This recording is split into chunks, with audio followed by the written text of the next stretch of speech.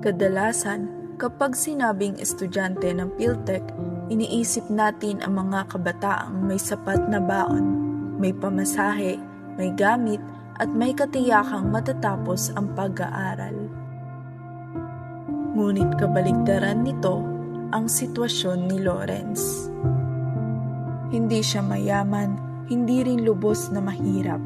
Sakto lang, pero madalas kulang. Bakit ka naglalakad papasok? Kasi po yung baon ko may iba po pong priority para doon. Araw-araw ba? Yes po, kahit po minsan malayo, kaya ko naman. Sa bawat hakbang, may kasamang pagtitipid at pag-asa. May baon ka ba araw-araw?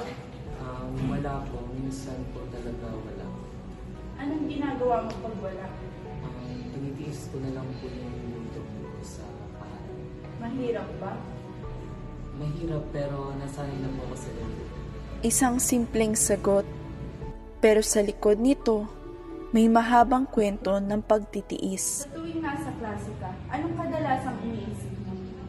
Yung lesson po, tapos yung mga bayarin. Anong mga bayarin? Yung mga school requirements po, tapos since napapalapit na po yung graduation namin, yung mga bayarin po doon, hindi ko po alam kung saan ako. Habang ang iba ay nag-aalala sa marka, si Lawrence ay nag-aalala kung paano makakasabay. Iniisip mo ba minsan na huminto? Minsan po, oo. Bakit hindi mo ginawa? Kasi po, may pangarap po ako na nakatapos, tapos hindi ko po kasi nagawin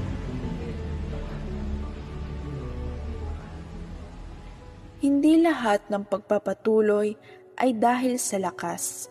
Minsan, dahil wala lang talagang ibang pagpipilian. Paano mo kinaya lahat ng to? Iniisip ko na lang po na lilipas din kasi hindi naman po panghabang buhay na ganito. Sa kabila ng pagod, gutom, at pangamba, may natitirang pag-asa. Kung may sasabihin ka sa sarili mo, ano yun? Nakakayanin ko. Kaunti na lang maabot ko na yung pangarap ko and yun lang po.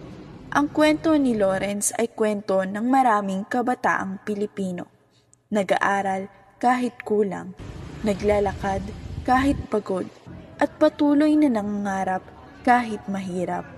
Hindi man siya mayaman, ang tibay ng loob niya ang tunay na yaman.